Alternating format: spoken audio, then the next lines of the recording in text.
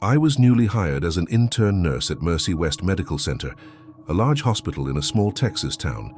The emergency department was packed, but that night my supervisor asked me to do something far more unsettling. Wheel 3 bodies from triage down to the morgue in the basement.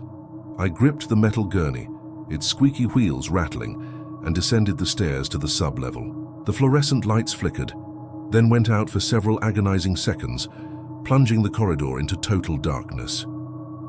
When they flickered back on, I saw peeling paint and age-old damp stains seeping through the walls. As I pushed the cart forward, I heard a muffled whisper, as if someone were calling my name. I froze, but there was no one there, only the 3 covered bodies. The sound seemed to come from behind a reinforced door marked "Restricted Access." A sudden chill washed over me, even though the air conditioning was blasting. I twisted the doorknob. It swung open with a high-pitched creak. Inside was what looked like an abandoned autopsy suite. A stainless steel table gleamed under the harsh light, and surgical instruments hung from hooks, as if they'd been left there moments ago.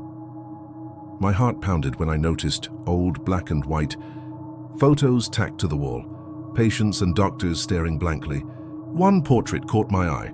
A man in a white coat wearing a name badge that read Dr. Hargrove 1948. His smile was crooked and chilling.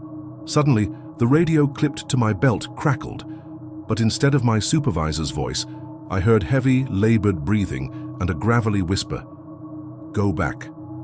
The voice cut off, replaced by static. Hands trembling, I blinked and saw one of the sheets writhing as though something alive struggled beneath it.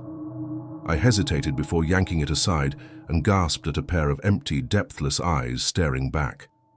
The figure rose slowly, its skin pale and stained with old fluids. I screamed and stumbled back, crashing the gurney against the steel table. The creature reached out with a skeletal arm, its claw-like fingers inches from my face. In an instant, the overhead lights exploded in sparks and everything went black. When the lights returned, the body lay motionless on the floor, its sheet ripped and stained, left in the cart. I bolted up the stairs, tears streaming down my face until I burst into the morgue corridor, where my pale-faced supervisor waited. Since that night, I can't bring myself to return to the sub-basement. The corridor to the autopsy room has been sealed, and I requested a transfer to another unit. Yet every time I walk through the main hallway, I still hear that gravelly whisper and see Dr. Hargrove's crooked smile in my mind, reminding me that some secrets should never be disturbed. I've worked for several years at Mercy General Hospital, tucked away in rural New England. Rumors circulated about the long-closed pediatric wing, a part of the building abandoned after a devastating fire claimed the lives of many children. Decades ago.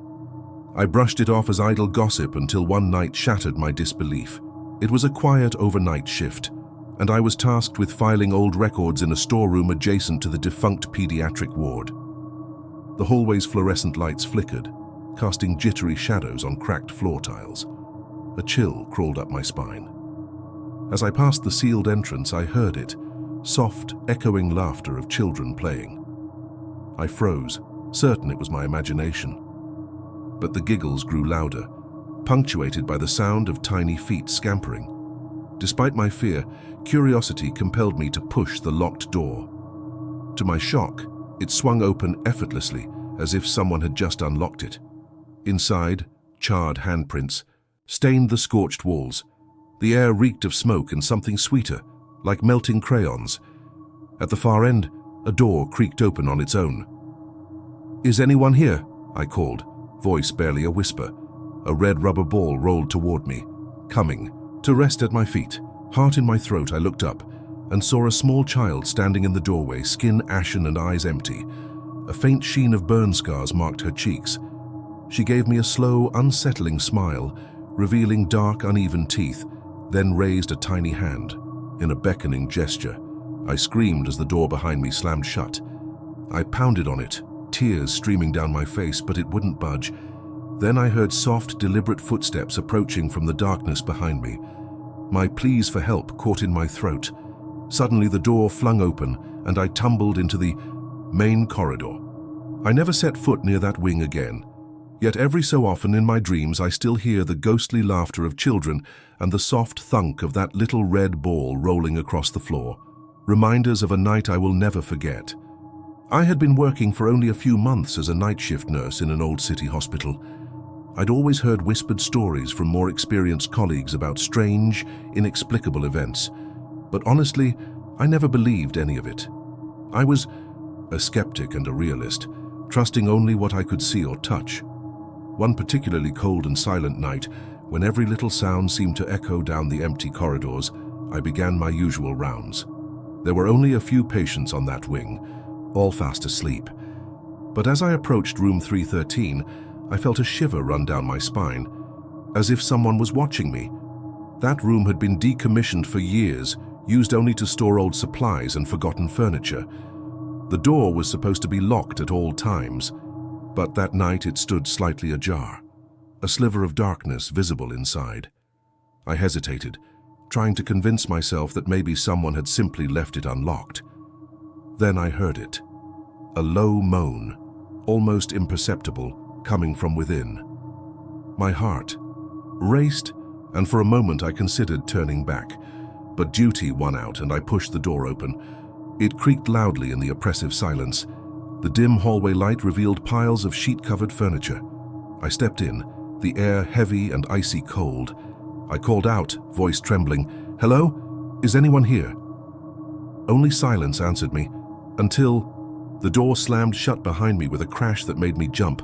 I rushed to the handle, but it wouldn't budge, as if gripped by unseen hands. I pulled out my phone, desperate for light, but it was dead. Despite having been fully charged minutes before, my hands shook uncontrollably, my breath coming in short gasps.